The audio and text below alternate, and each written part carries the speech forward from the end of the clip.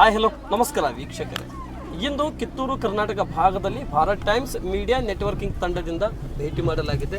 ಭೇಟಿ ಮಾಡಿರ್ತಕ್ಕಂಥ ವಿಶೇಷತೆ, ಭೇಟಿ ಮಾಡಿರ್ತಕ್ಕಂಥ ಮೂಲ ಅಜೆಂಡಾ, ಮುಂಬರ್ತಾ ಇರುವಂಥ ಗ್ರಾಮ ಪಂಚಾಯತಿ ಚುನಾವಣೆಗಳನ್ನಾಗಿರಲಿ ಮತ್ತು ವಿಳಂಬವಾಗಿರ್ತಕ್ಕಂಥ ತಾಲೂಕು ಪಂಚಾಯತಿ, ಜಿಲ್ಲಾ ಪಂಚಾಯತಿ ಚುನಾವಣೆ ವಿಷಯಗಳ ಬಗ್ಗೆ ಭಾರತ್ ಟೈಮ್ಸ್ ಮೀಡಿಯಾ ನೆಟ್ವರ್ಕಿಂಗ್ ತಂಡದಿಂದ ಗ್ರೌಂಡ್ ವರ್ಕ್ ನಡೀತಾ ಗ್ರೌಂಡ್ ವರ್ಕ್ ಸಂದರ್ಭದಲ್ಲಿ ಮತ್ತು ಮುಂಬರ್ತಾ ಇರುವಂಥ ZPTP ಅಂದರೆ ಜಿಲ್ಲಾ ಪಂಚಾಯತಿ, ತಾಲೂಕು ಪಂಚಾಯತಿ ಚುನಾವಣೆ ಬಗ್ಗೆ ಜನ ಅಭಿಪ್ರಾಯ ಸಂಗ್ರಹಣೆ, ಜನ ಅಭಿಪ್ರಾಯ ವಿಚಾರಧಾರೆಗಳಲ್ಲಿ ಯಾರು ಸಮರ್ಥವಾಗಿ ನಾಯಕತ್ವ ಭಾಗದಲ್ಲಿ ಹೊಂದಿಕೊಂಡಿದ್ದಾರೆ ಮತ್ತು ಶಾಸಕರ ಕಾರ್ಯವೈಖರಿಗಳನ್ನು ಮತ್ತು ಗ್ರಾಮ ಪಂಚಾಯತಿಯಿಂದ ಆ ಒಂದು ನಾಯಕತ್ವ ಬರಬಹುದಾ ಅಥವಾ ಮನೆಯಿಂದ ಆ ನಾಯಕತ್ವ ಬರಬಹುದಾ ಅನ್ನುವಂಥ ವಿಚಾರಧಾರೆಗಳ ಬಗ್ಗೆ ಭಾರತ್ ಟೈಮ್ಸ್ ಮೀಡಿಯಾ ನೆಟ್ವರ್ಕಿಂಗ್ ತಂಡದಿಂದ ಗ್ರೌಂಡ್ ರಿಯಾಲಿಟಿ ವರ್ಕ್ ಅನ್ನು ಕೂಡ ನಡೀತಾ ಇದೆ. ಅಂದರೆ ಗ್ರೌಂಡ್ ವರ್ಕ್ ನಡೀತಾ ಇದೆ. ಗ್ರೌಂಡ್ ವರ್ಕ್ದಲ್ಲಿ ನಮಗೆ ಕಂಡು ಬಂದಿರತಕ್ಕಂಥ ಕ್ಷೇತ್ರ ಧಾರವಾಡ ಕಿತ್ತೂರು ಕರ್ನಾಟಕ ಭಾಗದ ಧಾರವಾಡ ಜಿಲ್ಲೆಯ ಕುಂದಗೋಳ ತಾಲೂಕಿನ ಕುಂದಗೋಳ ವಿಧಾನಸಭಾ ಕ್ಷೇತ್ರ ವ್ಯಾಪ್ತಿಯಲ್ಲಿ ಬರುವಂಥ ಯರಗುಪ್ಪಿ ಜಿಲ್ಲಾ ಪಂಚಾಯತಿ ಕ್ಷೇತ್ರ ವ್ಯಾಪ್ತಿಯಲ್ಲಿ ಯರಗುಪ್ಪಿ ಗ್ರಾಮ ಪಂಚಾಯತಿಯ ಹಾಲಿ ಅಧ್ಯಕ್ಷರಾಗಿ ಮತ್ತು ಸಮಾಜ ಸೇವೆಯಲ್ಲಿ ಮತ್ತು ಪಕ್ಷದಲ್ಲಿ ಸತತವಾಗಿ ಗುರುತಿಸ್ಕೊಳ್ಳುತ್ತಾ ಇಲ್ಲಿವರೆಗೆ ತಲುಪಿರ್ತಕ್ಕಂಥ ಮತ್ತು ಪಕ್ಷ ಅಂದರೆ ಮತ್ತು ತಮ್ಮ ನಾಯಕರನ್ನ ಆಯ್ಕೆ ಮಾಡ್ಕೊಂಡು ಬರೋದರಲ್ಲಿ ನಾನು ಒಬ್ಬ ನಾಯಕ, ನಾನು ಒಬ್ಬ ಆ ಅಭ್ಯರ್ಥಿ ಅಂದ್ಕೊಂಡು ಕೆಲಸ ಮಾಡಿರ್ತಕ್ಕಂಥ ಮಾನ್ಯ ಶ್ರೀ ಭೀಮಪ್ಪ ಯಲ್ಲಪ್ಪ ಮಾಯಣ್ಣವರವರು ಇಂದು ಭಾರತ್ ಟೈಮ್ಸ್ ಮೀಡಿಯಾ ನೆಟ್ವರ್ಕಿಂಗ್ ತಂಡದ ಕಾರ್ಯಯಾತ್ರಾ ಸಂದರ್ಶನದಲ್ಲಿ ಭಾಗಿಯಾಗಿದ್ದಾರೆ. ಮತ್ತು ಮುಂಬರ್ತಾನಂತ ಯರಗುಪ್ಪಿ ಜಿಲ್ಲಾ ಪಂಚಾಯತಿ ಕ್ಷೇತ್ರದಿಂದ ಭಾರತೀಯ ಜನತಾ ಪಕ್ಷದಿಂದ ಮಹಿಳಾ ಕೆಟಗಿರಿ ಬಂದರೆ ನನ್ನ ಧರ್ಮಪತ್ನಿಯವರನ್ನೇ ನಾವು ಜಿಲ್ಲಾ ಪಂಚಾಯತಿಗೆ ಪ್ರಬಲ ಟಿಕೆಟ್ ಆಕಾಂಕ್ಷಿ ಆಗಿದ್ದೀವಿ. ಪುರುಷ ಬಂದರೆ ನಾನು ಸಮರ್ಥನಾಗಿದ್ದೇನೆ, ನನಗೆ ಮುಂದೆ ಅವಕಾಶ ಸಿಗುತ್ತೆ, ನಾನು ಕೂಡ ಸಮರ್ಥನಾಗಿದ್ದೇನೆ ಸಮಾಜ ಸೇವೆಯಲ್ಲಿ ಅಂಥೇಳಿ ಇಲ್ಲಿವರೆಗೆ ತಲುಪಿರ್ತಕ್ಕಂಥ ಎಲ್ಲಪ್ಪ ಅವರಿದ್ದಾರೆ. ಬನ್ನಿ ವೀಕ್ಷಕರೇ, ಅವ್ರ ಜೊತೆ ಮಾತನಾಡೋಣ, ಈ ಸಂದರ್ಶನ ಜೊತೆಯನ್ನು ಪ್ರಾರಂಭ ಮಾಡ್ಕೊಳ್ಳೋಣ. ನಮಸ್ಕಾರ ಗ್ರಾಮ ಪಂಚಾಯತಿ ಅಧ್ಯಕ್ಷರೇ. ನಮಸ್ಕಾರ ರೀ. ಚೆನ್ನಾಗಿದ್ದೀರಾ ಸರ್? ಆರಾಮಿದ್ದೇನೆ. ಆರೋಗ್ಯ ಹೆಂಗಿದೆ? ಆರಾಮಿದೆ. Yes, okay. ನನ್ನ ಮೊದಲನೇ ಪ್ರಶ್ನೆ, ರಾಜಕೀಯ ಜೀವನ ಎಲ್ಲಿಂದ ಹೇಗೆ ಪ್ರಾರಂಭ ಮಾಡ್ಕೊಂಡ್ರಿ ಮತ್ತು ಸಮಾಜ ಸೇವೆಯಲ್ಲಿ ತೊಡಗಿಸ್ಕೊಳ್ಳೋಕ್ಕಿಂತ ಮುಂಚೆ ತಾವು ಹೇಗೆ ಪ್ರಾರಂಭ ಮಾಡ್ಕೊಂಡ್ರಿ ಸಮಾಜ ಸೇವೆ? ನನ್ನ ರಾಜಕೀಯ ಜೀವನದಲ್ಲಿ ನಾನು ಅನೇಕ ಬಾರಿ ಕೆಲವು ಸಾರಿ ತಾಲೂಕು ಪಂಚಾಯತಿ ಮತ್ತು ಗ್ರಾಮ ಪಂಚಾಯತಿಗೆ ಸ್ಪರ್ಧಿಸಿದ್ದೆ. ಕೆಲವು ಕಾರಣಗಳಿಂದ ಸ್ವಲ್ಪ ಅಂತರದಲ್ಲಿ ನಾನು ಸೋಲನ್ನು ಅನುಭವಿಸಿದ್ದೇನೆ. ಆದರೆ ಈ ಸಲ ನಾನು ಗ್ರಾಮ ಪಂಚಾಯತಿಗೆ ಆಯ್ಕೆಯಾಗಿ ಮತ್ತು ನಮ್ಮ ಯರಗುಪ್ಪಿ ಗ್ರಾಮ ಪಂಚಾಯತಿಯ ಅಧ್ಯಕ್ಷನಾಗಿ ಈಗ ಅಧ್ಯಕ್ಷನಾಗಿದ್ದೇನೆ. ಅಧ್ಯಕ್ಷರಾಗಿ ಒಂದು 12 ತಿಂಗಳಲ್ಲಿ ನನ್ನ ಗುರಿ ಏನಂತಂದ್ರೆ ಊರ ಅಭಿವೃದ್ಧಿಯೇ ನನ್ನ ಗುರಿ. ಜನರ ಒಂದು ಕೆಲಸ ಮಾಡುವಂತಹ ಗುರಿಯೇ ನನ್ನ ಗುರಿಯಾಗಿದೆ. ಊರ ಅಭಿವೃದ್ಧಿಯ ಬಗ್ಗೆ ನನ್ನ ಗುರಿಯಾಗಿದೆ. ನಾನು ಈ ಪಂಚಾಯಿತಿ ಒಳಗೆ ಏನಿದೆ ಅನ್ನುವಂಥದ್ದನ್ನು ಜನರಿಗೆ ತಿಳಿಗೊಟ್ಟಿದ್ದಿಲ್ಲ. ಆದರೆ ಈಗ ನಾನು ಅಧ್ಯಕ್ಷನಾದ ನಂತರ ಪಂಚಾಯಿತಿ ಒಳಗೆ ಏನಿದೆ, ಏನು ಅನುದಾನ ಬರ್ತಿದೆ, 15 ಹಣಕಾಸಿಗೆ ಎಷ್ಟು ಅನುದಾನ ಬರ್ತಿದೆ, ಉದ್ಯೋಗ ಖಾತ್ರಿಯಲ್ಲಿ ಏನೇನು ಮಾಡ್ಬೋದು, ಎಂತೆಂಥ ಕೆಲಸಗಳನ್ನು ಉದ್ಯೋಗ ಖಾತ್ರಿಯಲ್ಲಿ ಕೈಗೊಳ್ಬೋದು ಅನ್ನುವಂಥ ವಿಚಾರವನ್ನು ನಾನು ಈಗ ಒಂದು ಕೋಟ್ಯಾನುಗಟ್ಟಲೆ ಉದ್ಯೋಗ ಖಾತ್ರಿಯಲ್ಲೇ ಯರಗುಪ್ಪಿ ಗ್ರಾಮದ ಒಂದು ಅಭಿವೃದ್ಧಿಯನ್ನು ಮಾಡಿರ್ತೇವೆ.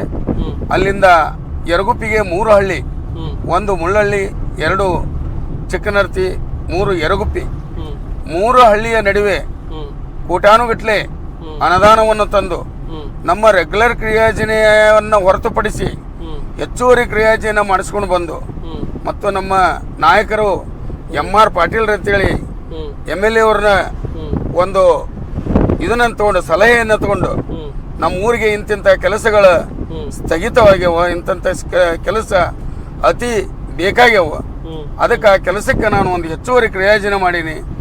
ಆ ಕ್ರಿಯಾಯೋಜನೆಗೆ ನೀವು ಸ್ವಲ್ಪ ಹೇಳಿ ಅದನ್ನು ಕ್ರಿಯಾಯೋಜನೆ ಅನುಮೋದನೆ ಕೊಡಿಸ್ಬೇಕಂತ ಅವ್ರಿಗೆ ಕೇಳಿಕೊಂಡು ಆ ಕ್ರಿಯಾಯೋಜನೆಯನ್ನು ತಂದು ನಮ್ಮೂರ 1 ಕೋಟಿಗಟ್ಟಲೆ ಕೆಲಸವನ್ನು ನಾನೀಗ ಈಗಾಗಲೇ ಮಾಡಿದ್ದೇನೆ, ಇನ್ನೂ ಮಾಡ್ತಾ ಇದ್ದೇನೆ. ನಮ್ಮೂರ ಕೆರೆಗೆ ಇನ್ಲೆಟು, ಔಟ್ಲೆಟು ಮತ್ತು ಕೆಲವು ಜಮೀನುಗಳಿಗೆ ಹೋಗಲಿಕ್ಕೆ ಸಿಡಿಗಳು ಊರಲ್ಲಿರ್ತಂದು ಒಂದು ಮೃತ್ಯುಂಜಯ ನಗರದಲ್ಲಿ ಜನ ತಿರುಗಾಡ್ಲಿಕ್ಕೆ ಬರ್ತಿದ್ದಿಲ್ಲ. ಹೊಟ್ಟೆ ಭಾಳ ತೊಂದರೆ ಅಂದ್ರೆ ಭಾಳ ತೊಂದರೆ ಇತ್ತು. ಅಂಥ ಒಂದು ಆ ನಗರವನ್ನು, ಮೃತ್ಯುಂಜಯ ನಗರವನ್ನು ಅತಿ ಅಚ್ಚುಕಟ್ಟಾಗಿ ರೋಡ್ಗಳನ್ನು ಮಾಡಿ ಅವುಗಳ ಹದ್ದಿಗೆ ಒಂದು ಎಲ್ಲೆಲ್ಲಿ ಕ್ರಾಸ್ ಬರ್ತಾವಲ್ಲಿ ಪೈಪ್ಗಳನ್ನು ಹಾಕಿ ಪೈಪ್ಗಳ ಮುಖಾಂತರ ನೀರನ್ನು ಕಾಣಿಸಿ ಈಗ ಒಳ್ಳೆಯ ರೀತಿಯಿಂದ ಆ ರೋಡನ್ನು ನಾವು ಉದ್ಯೋಗ ಖಾತ್ರಿಯಲ್ಲೇನೆ ಮಾಡಿಸಿದ್ದೇವೆ. ಇನ್ನೂ ಒಂದು ಮುಳ್ಳಹಳ್ಳಿ ಗ್ರಾಮಕ್ಕೆ ಗ್ರಾಮ ವಿಕಾಸ ಅಂತ ಅದು ಹಿಂದೆ 1 ಕೋಟಿ ರೂಪಾಯಿ ಬಂದಿತ್ತು. ಅಲ್ಲಿಂದ ಇಲ್ಲಿವರೆಗೂ ಹಿಂದೆ ಇರತಕ್ಕಂತಹ ಅಧಿಕಾರಿಗಳಾಗಲಿ, ಒಂದು ಗ್ರಾಮ ಪಂಚಾಯಿತಿಯ ಮೆಂಬರ್ಗಳಾಗಲಿ, ಅಧ್ಯಕ್ಷರಾಗಲಿ ಆ ಕೆಲಸವನ್ನು ಯಾರೂ ಕೈಗೊಂಡಿದ್ದಿಲ್ಲ. ಅದೇನೋ ಅನಾನುಕೂಲತೆಯಿಂದ ಸರಿಯಾಗಿದ್ದಿಲ್ಲ. ಅದರಲ್ಲಿ ಕೇವಲ 9 ಲಕ್ಷ ರೂಪಾಯಿ ಬಿಟ್ಟಿದ್ರು ಗ್ರಾಮ ವಿಕಾಸದಲ್ಲಿ. ಆ 9 ಲಕ್ಷ ರೂಪಾಯಿಯನ್ನ ನಮ್ಮ ಶಾಸಕರೇ ಅದಕ್ಕೆ ಅಧ್ಯಕ್ಷರು ಅವರ ಸಲಹೆಯನ್ನು ತಗೊಂಡು, ಅದು ತಿಪ್ಪಿಗುಂಡಿ ಅಂತಿತ್ತು, ಅದನ್ನ ತಿಪ್ಪಿಗುಂಡಿ ಬೇಡ, ಅದು ಎಲ್ಲಿ ಸರಿ ಆಗಂಗಿಲ್ಲ ಅಂಥೇಳಿ ಆ ಊರಿಗೆ ಸಣ್ಣ ಪುಟ್ಟ ರೋಡ್ಗಳಿದ್ವು. ಆ ರೋಡ್ಗಳನ್ನು ಹಾಕಿಕೊಂಡು ನಮ್ಮ ಕ್ರಿಯಾಜನೆಯಲ್ಲಿ ಬರೆದು ಕ್ರಿಯಾಜನೆ ಮಾಡಿಕೊಂಡು ಆ ರೋಡನ್ನು ಜಡಿಪಿಗೆ ಓದು ಅಲ್ಲಿಂದ ನಾನು ಅಪ್ರೂವಲ್ ತೊಗೊಂಡು ಬಂದು ಆ ಮುಳ್ಳಳ್ಳಿಯ ಹೊಸ ಊರುಗಳ ಪ್ಲಾಟ್ಗಳಿರ್ತಕ್ಕಂಥ ಎಲ್ಲ ರೋಡ್ಗಳನ್ನು ಆ 9 ಲಕ್ಷ ರೂಪಾಯಿದಲ್ಲಿ ಆ ಕೆಲಸ ಅಚ್ಚುಕಟ್ಟಾಗಿ ಮಾಡಿದ್ದೇವೆ. ಸರಿ ಮಾಯಣ್ಣರವ್ರೆ, ಹ್ಞೂ ರೀ. ಏನು ಅನ್ಕೊಂಡು ಬಂದಿದ್ರಿ ಯರಗುಪ್ಪಿ ಗ್ರಾಮ ಪಂಚಾಯತಿ ಚುನಾವಣೆಗೆ ತಾವು ಆಯ್ಕೆಯಾಗಿ ತಾವು ಸದಸ್ಯರಾದ್ರಿ? ನಾನು ಒಂದ್ ಸೆಕೆಂಡ್ ಸದಸ್ಯರಾದ್ರಿ, ಮತ್ತೆ 2.5 ವರ್ಷ ಕಾಲ ತಾವು ಅಧ್ಯಕ್ಷರಾದ್ರಿ. ಹ್ಞೂ. ಈ 2.5 ವರ್ಷ ಕಾಲ ಈಗ ನೀವು ಕೊನೆ ಅಧ್ಯಕ್ಷರು. ಈಗ ಹ್ಞೂ. ಈಗ ಬೆರಳನ್ನಿಕೆಷ್ಟು ದಿನಗಳನ್ನಿದ್ದಾವೆ ಮುಂದಿನ ಚುನಾವಣೆಗೆ. ಈ ಚುನಾವಣೆ ಸಂದರ್ಭದಲ್ಲಿ ಏನು ಅನ್ಕೊಂಡು ಬಂದಿದ್ರಿ, ಯಾವ ರೀತಿ ಕೆಲಸಗಳನ್ನ ಆಗಿದ್ದಾವೆ, ಮತ್ತು ಅನ್ಕೊಂಡಿದ್ದಕ್ಕಿಂತ ಅಂದುಕೊಂಡಿರ್ತಕ್ಕಂಥ ಕೆಲಸಗಳನ್ನು ಯಾವ ಯಶಸ್ಸು ಕಂಡಿದ್ದಾವೆ? ನಾನು ಚುನಾವಣೆಗೆ ಬರಬೇಕಾದ್ರೆ ನಾನು ಎಷ್ಟೋ ಬೇಸತ್ತಿದ್ದೆ. ನಮ್ಮ ಗ್ರಾಮ ಪಂಚಾಯಿತಿಯಿಂದ ಅನೇಕ ಸಾರಿ ಹಲವಾರು ವರ್ಷಗಳಿಂದ ನಮ್ಮ ಊರಿಗೆ ಅಧ್ಯಕ್ಷರಿದ್ರು ಬಂತು, ಏನೋ ಬಂದರೂ ಒಳ್ಳೆಯ ಕೆಲಸಗಳಾಗಿದ್ದಿಲ್ಲ ಗ್ರಾಮ ಪಂಚಾಯಿತಿಯಿಂದ. ಆ ಒಂದು ಒಳ್ಳೆಯ ಕೆಲಸವನ್ನು ಮಾಡಿ ನಾ ತೋರಿಸ್ಬೇಕು, ಈ ಪಂಚಾಯಿತಿಗೆ ಬರ್ತಕ್ಕಂಥ ಅನುದಾನ ಎಷ್ಟಿದೆ ಏನಿದೆ ಅನ್ನುವಂಥದ್ದನ್ನು ಜನರಿಗೆ ಒಂದು ತೋರಿಸ್ಬೇಕು. ಎಲ್ಲ ಮುಗ್ಧ ಜನರಿಗೆ ಗೊತ್ತಿದ್ದಿದ್ದಿಲ್ಲ, ಅದನ್ನು ಜನರಿಗೆ ಕಾಣುವ ಹಾಗೆ ಜನರ ಒಂದು ಕಿವಿಗೆ ಅದನ್ನು ಇಟ್ಟು ಗ್ರಾಮ ಸಭೆಯನ್ನು ಮಾಡಿ ನಾವು ತಿಂಗಳ ನೋಟಿಸ್ ತೆಗೆದು ಸಾಮಾನ್ಯ ಸಭೆಯನ್ನು ಮಾಡಿ ಎಲ್ಲ ಸದಸ್ಯರನ್ನು ಮುಂದಿಟ್ಟುಕೊಂಡು ಆ ಸದಸ್ಯರನ್ನು ಒಳಗೊಂಡು ಏನೇನು ಕೆಲಸ ಕಾರ್ಯಗಳು ಬರ್ತಾವ ನಮ್ಮ ಪಂಚಾಯಿತಿ ಅನ್ನುವಂಥದ್ದನ್ನು ಎಲ್ಲ ಸದಸ್ಯರಿಗೆ ತಿಳಿಸಿ, ನಮ್ಮ ಊರಿನ ಜನರಿಗೆ ತಿಳಿಸಿ, ಆ ಎಲ್ಲ ಕೆಲಸಗಳನ್ನು ನಾನು ಉದ್ಯೋಗ ಖಾತ್ರಿಯಲ್ಲಿ ಆಗಲಿ 15 ಹಣಕಾಸಿನಲ್ಲಿ ಆಗಲಿ ಅದನ್ನು ಸರಿಯಾದ ರೀತಿಯಲ್ಲಿ ಮಾಡಿದ್ದೇವೆ. ಮತ್ತು ಒಂದು ನಮ್ಮ ಊರಿಗೆ ಜನರ ತೀರ್ಕೊಂಡಾಗ ಸ್ರವವನ್ನು ದಫನ ಮಾಡಲಿಕ್ಕೆ ಸ್ವಂತ ಜಮೀನು ಇದ್ದಿದ್ದಿಲ್ಲ, ಸರ್ಕಾರದ ಜಮೀನು ಇದ್ದಿದ್ದಿಲ್ಲ. ಯಾರ್ದೋ ಜಮೀನುಗಳಲ್ಲಿ ಯಾರ್ದೋ ಹೊಲದ ಬದಿಯಲ್ಲೋ ಹಾರಿಯಲ್ಲೋ ಸ್ರವಗಳನ್ನು ದಹನ ಮಾಡುವುದು ನಡೀತಿತ್ತು. ಅಂಥದ್ದು ನಾನು ಮೆಂಬರ್ ಆದ ತಕ್ಷಣ, ಸದಸ್ಯನಾದ ತಕ್ಷಣ ಒಂದನೇದು ನನ್ನ ಅರ್ಜಿ ಜೋಶಿಯವರಿಗೆ ಮತ್ತು DC ಅವರಿಗೆ ಒಂದು ಅರ್ಜಿ ಕೊಟ್ಟಿದ್ದೇನಂತಂದ್ರೆ, ಸ್ಮಶಾನಕ್ಕೆ ಜಾಗ ಇಲ್ಲ, ನಮಗೊಂದು 2 ಎಕರೆ ಅಥವಾ 3 ಎಕರೆ ಜಮೀನನ್ನು ಕೊಡಬೇಕು ಸರ್ಕಾರ ಅಂತ ಒಂದನೇ ಅರ್ಜಿ ನಂದು ಕೊಟ್ಟಿದ್ದು. ನಾನು ಸರ್ಕಾರಕ್ಕೆ ಮನವಿಯನ್ನು ಸಲ್ಲಿಸಿದೆ. ಅದೇ ಪರವಾಗಿ ಆ ಮನವಿಯ ಮುಖಾಂತರ ನಾನು ಹಲವಾರು ಬಾರಿ ಹೋಗಿ ನಾವು ಜೋಶಿಯವರನ್ನ ಭೇಟಿಯಾಗಿ, MR ಪಾಟೀಲರನ್ನ ಭೇಟಿಯಾಗಿ, ಹೊಳ್ಳಿ DC ಅವರಿಗೆ ಭೇಟಿಯಾಗಿ ನಮ್ಮ ಊರಿಗೆ ಒಂದು ಸ್ಮಶಾನ ಗಟ್ಟಿಗೆ ಒಂದು ಜಾಗೆಯನ್ನು ತಾವು ಖರೀದಿಸಿ ಕೊಡಬೇಕಂತ ಮನವಿಯನ್ನು ಮಾಡಿಕೊಂಡು ಆ ಜಾಗೆಯನ್ನು ಇಂದು ಈ ಕೆಲವು ದಿನಗಳ ಹಿಂದೆ ಆ ಸರ್ಕಾರದಿಂದ ಜಾಗೆಯನ್ನು ಖರೀದಿ ಮಾಡಿ ನಮ್ಮ ಗ್ರಾಮ ಪಂಚಾಯಿತಿಯ ಹೆಂಡವರು ಕೊಟ್ಟಿರ್ತಾರೆ. ಈ ಅಧ್ಯಕ್ಷರಾದಾಗಿಂದ ಅಥವಾ ಸದಸ್ಯರಾದಾಗಿಂದ ಆಗಿರ್ತಕ್ಕಂಥ ನಿಮ್ಮೊಂದು ಮೊದಲನೇ ಬೇಡಿಕೆ, ಆ ಬೇಡಿಕೆ ಸ್ಮಶಾನ ಗಟ್ಟಿ ಪೂರೈಕೆ ಆಗಿದೆ. ಹ್ಞೂ ರೀ. ತದನಂತರ ಒಂದು ಸ್ರವವನ್ನು ಒಯ್ತಕ್ಕಂತಹ ಒಂದು ಈ ಸಿದಿಗೆಯನ್ನು ಅದು ಸರಿಯಾಗಿ ಇದ್ದಿದ್ದಿಲ್ಲ ನಮ್ಮಲ್ಲಿ. ಆ ಸಿದಿಗೆಯನ್ನು ಸಹ ನಾನು ಸದಸ್ಯನಾದ ಕೂಡಲೇ ಈ 1 ಲಕ್ಷದ ಇವುಗಳನ್ನು ಕೊಟ್ಟು ಒಂದು ಸಿದಿಗೆಯನ್ನು ಮಾಡಿಸಿ, ಅದನ್ನು ಸಿದಿಗೆಯನ್ನು ಇಡಲು ಒಂದು ಶೆಡ್ಡನ್ನು ಮಾಡಿ ಒಳ್ಳೆಯ ರೀತಿಯಿಂದ ಈಗ ಯಾರೇ ತೀರ್ಕೊಳ್ಳಿ ಆ ಒಂದು ಸ್ರವವನ್ನು ಒಯ್ತಕ್ಕಂತಹ ತೇರನ್ನು ನಾವು ಮಾಡಿಸಿರುತ್ತೇವೆ. ಮತ್ತು ನನ್ನ ಆಸೆ ಏನಿದೆ ಅಂದರೆ ಆ ಈಗ ಸ್ರವವನ್ನು ದಫನ ಮಾಡ್ತಕ್ಕಂತಹ ಜಾಗೆಯಲ್ಲಿ ಒಂದು ಚಿತಾಗಾರವನ್ನು ಮುಕ್ತಿಧಾಮವನ್ನು ಕಟ್ಟಿಸಬೇಕು. ಅಲ್ಲಿ ಒಂದು ಗುಡಾವನ್ನು ಹಾಕಿಸಿ ಕಟ್ಟಿಗೆ, ಡಿಜೈಲು, ಹತ್ತಿಕಾಳು, ಅರಿವೆ, ಸ್ರವಕ್ಕೆ ಏನೇನು ಬೇಕಾಗ್ತಾವೋ ಅವೆಲ್ಲ ಸಲಕರಣೆಗಳನ್ನು ಅಲ್ಲಿಯೇ ಇಟ್ಟು ಜನರಿಗೆ ಹೆಚ್ಚಾನೆಚ್ಚು ಪರಸ್ಥಳಕ್ಕೆ ಹೋಗಿ ತರುವಂಥ ವ್ಯವಸ್ಥೆ ಆಗಬಾರ್ದು, ಇಲ್ಲೇ ಆಗ್ಬೇಕು ಅನ್ನುವಂಥ ಒಂದು ನನ್ನ ಆಸೆ. ನಿಮ್ಮ ಆಸೆ ಇಷ್ಟೆಲ್ಲ ನೀವು ಕೆಲಸಗಳನ್ನು ಮಾಡಿರಿ. ಹ್ಞೂ. ಓಕೆ, ನನ್ನ ಪಂಚಾಯತಿ ವ್ಯಾಪ್ತಿಯಲ್ಲಿ 2 ಪ್ರಶ್ನೆ ಇದಾವೆ, ಅದನ್ನ ಕೇಳಿ ನಾ ಜಿಲ್ಲಾ ಪಂಚಾಯತಿ ಕ್ಷೇತ್ರಕ್ಕೆ, ಯಾಕಂದ್ರೆ ಜಿಲ್ಲಾ ಪಂಚಾಯತಿ ಕ್ಷೇತ್ರದಲ್ಲಿ ನಿಮ್ಮ ಹೆಸರು ಅತಿ ವೇಗವಾಗಿ ಕೇಳಿ ಬರ್ತಾ ಇದೆ ನಮಗೆ. ಅದಕ್ಕೆ ನಾನು ಜಿಲ್ಲಾ ಪಂಚಾಯತಿ ಕಡೆ ಬರ್ತಾ ಇದ್ದೇನೆ. ನನ್ನ 2 ಪ್ರಶ್ನೆ ಗ್ರಾಮ ಪಂಚಾಯತಿ ವ್ಯಾಪ್ತಿಯಲ್ಲಿ ಆಶ್ರಯ ಮನೆಗಳ ಬಂದಿರತಕ್ಕಂತ ಬೇಡಿಕೆ, ಗ್ರಾಮ ಸಭೆ ಆಗಿರ್ಲಿ, ವಾರ್ಡ್ ಸಭೆಯಲ್ಲಿ ಆಗಿರ್ಲಿ, ಅಥವಾ GB ಮತ್ತು ಸಾಮಾನ್ಯ ಸಭೆಯಲ್ಲಿ ಬಂದಿರತಕ್ಕಂತ ಆಶ್ರಯ ಮನೆಗಳ ಬಗ್ಗೆ ಇಲ್ಲೂವರೆಗೆ ಎಷ್ಟು ಆಶ್ರಯ ಮನೆಗಳನ್ನು ಬೇಡಿಕೆ ಬಂದಿದ್ದಾವೆ, ಆ ಬೇಡಿಕೆಗೆ ಎಷ್ಟು ಪೂರೈಕೆ ಆಗಿದ್ದಾವೆ? ಸುಮಾರು ಒಂದು 500ರಿಂದ 1000ವರೆಗೂ ಆಶ್ರಯ ಮನೆಗಳ ಬೇಡಿಕೆ ಬಂದಿರುತ್ತವೆ. ಅದರಲ್ಲಿ ಈಗ ಮೋದಿಯವರ ಮನೆ ಅಂತೇಳಿ ಕೇಂದ್ರ ಸರ್ಕಾರದಿಂದ 149 ಮನೆ ನಾವು ಅಧ್ಯಕ್ಷರಾಗಿಂದ ಬಂದಿರ್ತವೆ. ಆ ಒಂದು ಪಾಳೆಯ ಮುಖಾಂತರ ಆ ಏನು ಅರ್ಜಿಗಳು ಬಂದಿರ್ತಾವಲ್ಲ, ಅದು 1ರಿಂದ 149 ಮನೆಯನ್ನು ಅದು ಕಂಪ್ಯೂಟರ್ ಆನ್ಲೈನ್ ಒಳಗೆ ತೊಗೊಂತೈತಿ. ಅದನ್ನೀಗ ನಾವು ಆ ಪ್ರೊಸೆಸಿಂಗ್ ಇಟ್ಟಿರ್ತೇವೆ. ಅದಕ್ಕಿಂತ ಮೊದಲು 39 ಮನೆಗಳು ಬಂದಿದ್ದವು. ಆ 39 ಮನೆಗಳು ಬಂದಿದ್ದರಿಂದ ಅದನ್ನು ಗ್ರಾಮ ಸಭೆಯಲ್ಲಿ ನಾವು ಗ್ರಾಮ ಸಭೆಯನ್ನು ಮಾಡಿ ಎಲ್ಲ ಸದಸ್ಯರಿಗೆ ಹೇಳಿ ಮತ್ತು ಆ ಬಂದಿರತಕ್ಕಂಥ ಅರ್ಜಿಯ ಫಲಾನುಭವಿಗಳಿಂದ ಕರೆದು ಅವರಿಗೆ ಆ ಮನೆಯನ್ನು ಹಂಚಿದ್ದೇವೆ. ಅಲ್ಲಿಂದ ಈ ಸರ್ಕಾರದಿಂದ ಶೌಚಾಲಯವನ್ನು ಬಂದಿರತಕ್ಕಂಥ ಶೌಚಾಲಯಗಳನ್ನು ಕಟ್ಕೊಳ್ಳಿಕ್ಕೆ ಅವರು ಯಾರು ಇಲ್ಲ ಅನ್ನೋದು ಫಲಾನುಭವಿ ಅದಾರ, ಅವರಿಗೆ ನಮ್ಮ ಪಂಚಾಯತಿಗೆ ಒಂದು ಅರ್ಜಿ ಕೊಡ್ರಿ, ನೀವು ಶೌಚಾಲಯವನ್ನು ಕಟ್ಕೊಳ್ರಿ, ಬಹಿರ್ದೆಸೆ ಗ್ರಾಮ ಪಂಚಾಯತಿಯನ್ನು ಮುಕ್ತ ಗ್ರಾಮ ಪಂಚಾಯತಿಯನ್ನು ಮಾಡಬೇಕು, ನೀವು ಅರ್ಜಿ ಕೊಡ್ರಿ ಅಂತ ಜನರಿಗೆ ನಾವು ತಿಳಿಸಿದ್ದೈತಿ. ಈಗ ನಾ ಬರ್ತಾ ಇರೋದು 2ನೇ ಪ್ರಶ್ನೆ. ಹ್ಞೂ. ನೀವು ಈ ಕರ ವಸೂಲಿ ನಿಮ್ಮ ಪಂಚಾಯತಿ ವ್ಯಾಪ್ತಿಯಲ್ಲಿ ನಿಧಿಯನ್ನು ಅದಕ್ಕೆ ಯಾವ ರೀತಿ ಜನಸಾಮಾನ್ಯರಿಂದ ಬೆಂಬಲ ಯಾವ ರೀತಿ ಸಿಗ್ತಾ ಇದೆ? ಜನಸಾಮಾನ್ಯರಿಂದ ಏನಾಗಿದೆ ಅಂದರೆ, ನಮ್ಮಲ್ಲಿ ಬರ್ತಾ ಹೆಚ್ಚಾಗಿ ಸ್ವಲ್ಪ ಮಳೆಯಾಗಿ ಲುಕ್ಷಣ ಆಗಿರೋದ್ರಿಂದ ರೈತರು ಸರಿಯಾಗಿ ಬೆಳೆ ಬರೋದ್ರಿಂದ ಕರ ವಸೂಲಿ ಜಾಸ್ತಿ ಆಗಿರೋದಿಲ್ಲ. ಆದರೂ ನಾವು ಅವರಿಗೆ ತಿಳಿಸಿ ಹೇಳಿ ಕಟ್ಟಬೇಕಪ್ಪ, ನೀವು ಕರ ವಸೂಲಿ ಆದರೆ ನಾವೆಲ್ಲ ಸಿಬ್ಬಂದಿ ವೇತನ ಅದನ್ನೆಲ್ಲ ಮಾಡ್ಲಿಕ್ಕೆ ಸಾಧ್ಯ, ಊರ ಒಂದು ಒಳ್ಳೆಯ ಕೆಲಸ ಕಾರ್ಯಗಳನ್ನು, ಅಭಿವೃದ್ಧಿ ಕೆಲಸಗಳನ್ನು ಮಾಡಲು ಬರ್ತೈತಿ, ಕಟ್ರಿ ಅಂತ ನಾವು ಹೇಳ್ತಾ ಇದ್ದೇವೆ.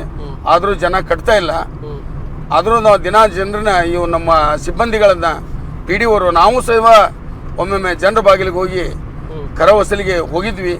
ಕೆಲವು ಜನ ಕಟ್ತಾ ಇದ್ದಾರೆ, ಇನ್ನು ಕೆಲವು ಜನ ಉತ್ಪನ್ನ ಬರಲಿ, ಹತ್ತಿ ಮಾರಿಯೋ ಏನೋ ಮಾರಿ ನಾವು ಕಟ್ತೇವೆ ಅಂತ ಹೇಳ್ತಾ ಇದ್ದಾರೆ. ಸರಿ, ಓಕೆ. ಈ GB ಮೀಟಿಂಗ್ನಲ್ಲಿ ಸಾಮಾನ್ಯ ಸಭೆಯಲ್ಲಿ ಆಗಿರಲಿ, ವಾರ್ಡ್ ಸಭೆಯಲ್ಲಿ ಆಗಿರಲಿ, ನಿಮಗೆ ನಿಮ್ಮ ಟೋಟಲ್ ಇರುವಂಥ 16 ಜನ ಸದಸ್ಯರು, 8 ಜನ ಮಹಿಳೆ, 8 ಜನ ಪುರುಷರು, ಯಾವ ರೀತಿ ನಿಮಗೆ ಪ್ರೋತ್ಸಾಹ ತುಂಬ್ತಾ ಇದ್ದಾರೆ, ಯಾವ ರೀತಿ ಬೆಂಬಲ ನೀಡ್ತಾ ಇದ್ದಾರೆ? ಎಲ್ಲ ಸದಸ್ಯರು ಒಳ್ಳೆಯ ರೀತಿಯಿಂದ ಅವರು ನನಗೆ ಬೆಂಬಲ ಕೊಡ್ತಾರೆ, ಪ್ರೋತ್ಸಾಹ ನೀಡ್ತಾರೆ. ನಾವು ಏನೋ ಒಂದು ಕ್ರಿಯಾಯೋಜನೆಯನ್ನು ಮಾಡ್ಬೇಕಾರೆ ಅವ್ರನ್ನ ಮುಂದಿಟ್ಕೊಂಡು ಕ್ರಿಯಾಯೋಜನೆ ಮಾಡಿರ್ತೀನಿ.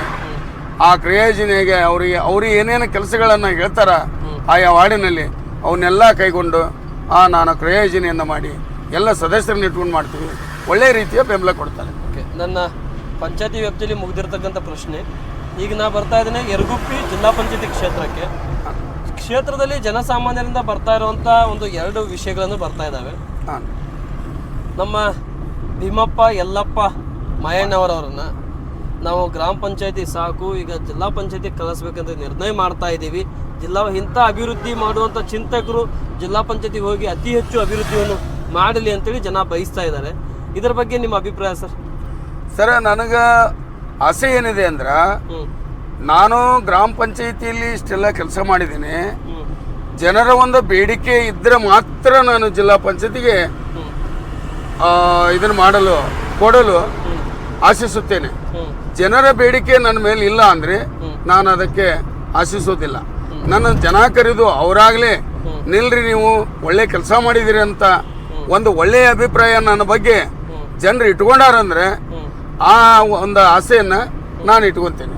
ಸರಿ, ಈಗ ನಮ್ಮ ಪಕ್ಷದವರು ಆಯ್ಕೆ ಮಾಡಿ ಒಳ್ಳೆ ರೀತಿಯಿಂದ ಕೆಲಸ ಮಾಡ್ಯಾರ, ಇವರು ನಾವು ಟಿಕೆಟ್ ಕೊಡಬೇಕು ಅಂತ ಕರೆದು ಕೊಟ್ಟರೆ ಮಾತ್ರ ನಾನು ಅದಕ್ಕೆ ಆಸೆ ಪಡ್ತೀನಿ. ಸರಿ, ಈಗ ನಮ್ಮ ಸಂದೇಶದ ಮೇರೆಗೆ ಬಂದಿರತಕ್ಕಂಥ ರಿಪೋರ್ಟು, ಮಾಯಣ್ಣವರವ್ರನ್ನ ಜಿಲ್ಲಾ ಪಂಚಾಯತಿಗೆ ಕಳಿಸ್ಬೇಕು, ಪುರುಷ ಬಂದರೆ ಅವ್ರನ್ನ ಕಳಿಸ್ಬೇಕು ಅಥವಾ ಮಹಿಳಾ ಬಂದರೆ ಅವ್ರ ಧರ್ಮಪತ್ನಿಯವ್ರನ್ನ ಕಳಿಸ್ಬೇಕು, ಎರಡೂ ಬದಲಿಲ್ಲ ಅಂದರೆ ಮತ್ತೆ ಹೊಳ್ಳಿ ಗ್ರಾಮ ಪಂಚಾಯತಿಗೆ ತರಬೇಕಂತೇಳಿ ಜನ ಮಾತನಾಡ್ತಾ ಇದ್ದಾರೆ. ಎರಡೂ ಅಂಗದಲ್ಲಿ ಮಾತನಾಡ್ತಾ ಇದ್ದಾರೆ. ಇದರ ಬಗ್ಗೆ ತಮ್ಮ ನಿರ್ಣಯ ಏನು ಸರ್?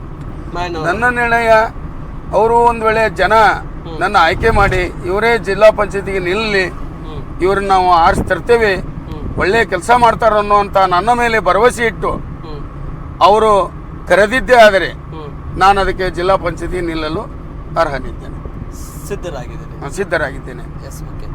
ಒಂದು ವೇಳೆ ಜಿಲ್ಲಾ ಪಂಚಾಯತಿಗೆ ಸ್ಪರ್ಧೆ ಮಾಡೋದಾದ್ರೆ ಜಿಲ್ಲಾ ಪಂಚಾಯತಿಯಿಂದ ಬರುವಂತ ಅನುದಾನವನ್ನು ಒಂದು ರೀತಿಯಿಂದ ಆ ಯರಗುಪ್ಪಿ ಜಿಲ್ಲಾ ಪಂಚಾಯತಿ ಕ್ಷೇತ್ರಕ್ಕೆ ಶಾಸಕರಿದ್ದಂತ ರೀತಿಯಿಂದ ನೀವು ಯಾವ ರೀತಿ ಅಭಿವೃದ್ಧಿ ಮಾಡ್ಬೇಕಂತ ಕನಸು ಕಟ್ಕೊಂಡಿರಿ? ನನ್ನ ಕನಸು ನಮ್ಮ ಊರಿನ ಮತ್ತು ನನ್ನ ಜಿಲ್ಲಾ ಪಂಚಾಯತಿಗೆ ಬರ್ತಕ್ಕಂತ ಎಲ್ಲ ಹಳ್ಳಿಗಳನ್ನ ಅಭಿವೃದ್ಧಿ ಮಾಡಬೇಕು.